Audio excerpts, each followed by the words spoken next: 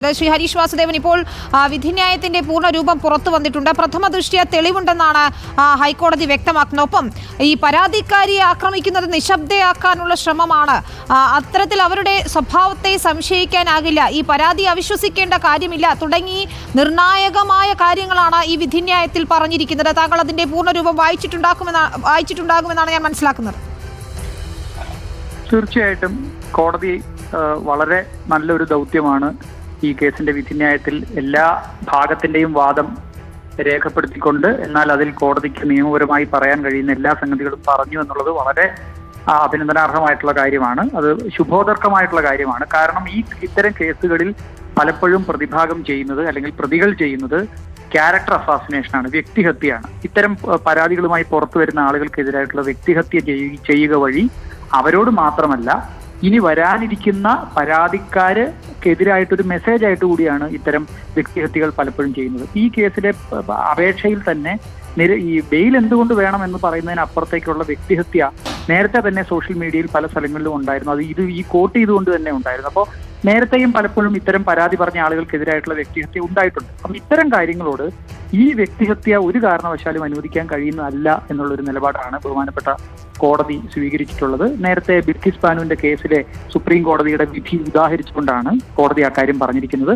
അപ്പൊ അത് സത്യത്തിൽ വരാനിരിക്കുന്ന ഒരുപാട് പരാതിക്കാർക്കുള്ള ഒരു പോസിറ്റീവായിട്ടുള്ള ഒരു സംഗതിയായിട്ടാണ് ഞാൻ കരുതുന്നത്. അതൊരു വിധി എന്നതിനപ്പുറത്തേക്ക് ഇത് കേരളത്തിന്റെ നൈതികതയെ അല്ലെങ്കിൽ നീതിന്യായ സംവിധാനത്തെ മുന്നോട്ട് കൊണ്ടുപോകുന്ന ഒരു വിധിയാണ്. ഒപ്പം ശ്രീ ഹരീഷ് വാസുദേവൻ, ഇപ്പോൾ നിരവധി നമുക്കറിയാം, ഹേമ കമ്മിറ്റി റിപ്പോർട്ടിന് പിന്നാലെ നിരവധി പേർ ഇത്തരത്തിൽ വെളിപ്പെടുത്തലുകളുമായും പരാതികളുമായും ഒക്കെ വരുന്നുണ്ട്.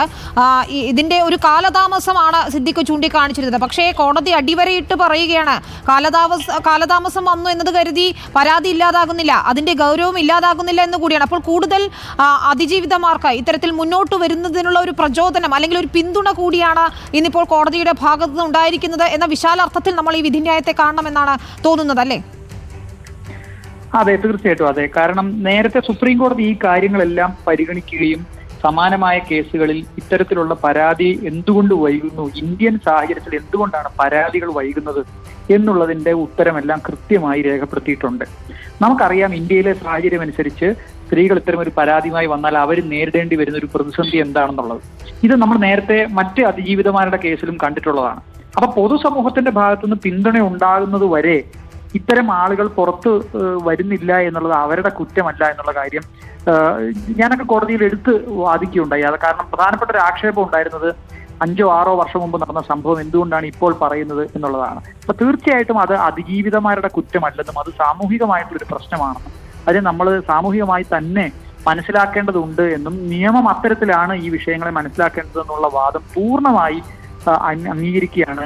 അത് സുപ്രീം കോടതി വിധികൾ കോട്ട് ചെയ്തുകൊണ്ട് തന്നെ അംഗീകരിക്കുകയാണ് കോടതി ചെയ്തത്. അതുകൊണ്ട് തന്നെ ഏതെങ്കിലും ഒരു അതിജീവിതയ്ക്ക് ഇനിയാണെങ്കിൽ പോലും പുറത്തു വരണമെന്നുണ്ടെങ്കിൽ, നമുക്കറിയാം ഹേമ കമ്മിറ്റി റിപ്പോർട്ടിലൊക്കെ 40-50 ആളുകളുടെ പരാതികളുണ്ട്. പക്ഷെ അവരെല്ലാം നമുക്കിടയിൽ മറഞ്ഞിരിക്കുകയാണ്. കാരണം അവർക്ക് ഈ സമൂഹം വേണ്ടത്ര ഒരു സപ്പോർട്ടോ അല്ലെങ്കിൽ പ്രതികളെ ശിക്ഷിക്കുമോ എന്ന് ഉറപ്പില്ലാത്തൊരു സാഹചര്യം, അവർ പുറത്തു വന്നു കഴിഞ്ഞാൽ അവർക്ക് നീതി കിട്ടുമോ എന്നുള്ളൊരു സാഹചര്യം ഇതുള്ളത് കൊണ്ട് തീർച്ചയായിട്ടും അവരുടെ മൗനത്തിൽ താല്പര്യമില്ലെങ്കിൽ പോലും അവർ മൗനം പാലിച്ചിരിക്കുകയാണ്, പേടിച്ചിട്ടാണ്.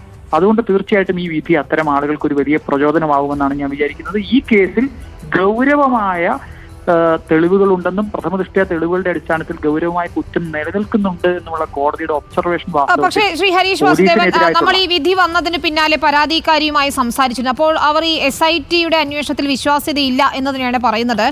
ഇതിലൊരു തെളിവ് നശിപ്പിക്കാനുള്ള ശ്രമം അല്ലെങ്കിൽ ഇലക്ട്രോണിക് തെളിവുകളൊക്കെ തന്നെ ഇതിന് ശേഷം ഈ FIR ഇട്ടതിന് ശേഷം നശിപ്പിക്കപ്പെട്ടു എന്നൊരു സംശയവും അവർക്കുണ്ട്. അതിലൊരു ജാഗ്രത വേണ്ട രീതിയിലുള്ള ഒരു നീക്കം SITയുടെ ഭാഗത്തു നിന്നുണ്ടായില്ല എന്ന് തന്നെയല്ലേ നമ്മൾ മനസ്സിലാക്കേണ്ടത്? ഞാനതിനെ ജാഗ്രത കുറവായി മാത്രം കാണുന്നില്ല. അത് ഗൗരവമായിട്ടുള്ള വീഴ്ചയാണ് അന്വേഷണത്തിലുള്ള. സാധാരണ കേരളത്തിൽ ഒരു റേപ്പ് കേസ് അന്വേഷിക്കുകയാണെങ്കിൽ തന്നെ പോലീസ് പുലർത്തുന്ന ചില ഉത്തരവാദിത്തങ്ങളുണ്ട്, അത് നമുക്കറിയാം. അതിനേക്കാൾ ഉയർന്ന ഉത്തരവാദിത്തമാണ് ഈ കേസിൽ ഉണ്ടാവേണ്ടത്. കാരണം അതുകൊണ്ട് SITക്ക് കൊടുത്തിരിക്കുന്നത് DIG റാങ്കിലുള്ള ഉദ്യോഗസ്ഥന്മാരൊക്കെ അന്വേഷിക്കുന്നത്, IG മേൽനോട്ടം വഹിക്കുന്ന ഒരു അന്വേഷണം. പക്ഷേ നമ്മൾ ഇത് ചർച്ച ചെയ്യുന്നത് ഈ FIR ഇട്ടതിന് ശേഷം എത്ര ദിവസങ്ങൾ, എത്ര ആഴ്ചകൾ കഴിഞ്ഞിട്ടാണ്.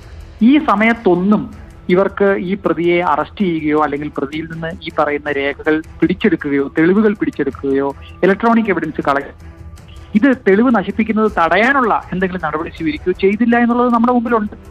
വീട്ടിൽ സ്വർണം വെച്ചിട്ട് എന്തിന് നാട്ടിൽ തേടി നടപ്പു എന്നൊരു പരസ്യം ഉള്ളതുപോലെ കഴിഞ്ഞ 10-30 ദിവസക്കാലം പ്രതി നമുക്കിടയിൽ ജീവിച്ചുകൊണ്ട് ഈ ഇലക്ട്രോണിക് എവിഡൻസ് മുഴുവൻ നശിപ്പിക്കുന്ന തരത്തിലും സാക്ഷികളെ സ്വാധീനിക്കുന്ന തരത്തിലും ഒക്കെ ഈ കേസന്വേഷണത്തെ തകർക്കുന്നതിന് വേണ്ടി ശ്രമം നടത്താൻ വിട്ടുകൊടുത്തതിന് ശേഷം ഇപ്പോൾ ആ പ്രതിക്ക് വേണ്ടി എന്തോ വലിയ തെരച്ചിൽ നടത്തുന്നതിന്റെ സാങ്കത്യം ഒരു അതിജീവിതയ്ക്ക് മാത്രമല്ല ഒരു സാധാരണക്കാരുടെ ഭാഷയിൽ ആലോചിച്ചാൽ പോലും നമുക്ക് മനസ്സിലാവുന്നതല്ല. ഇത് ഗുരുതരമായിട്ടുള്ള വീഴ്ച തന്നെയാണ്. നാളെ SIT ഇതിന് ട്രയലിൽ സമാധാനം പറയേണ്ടി വരും.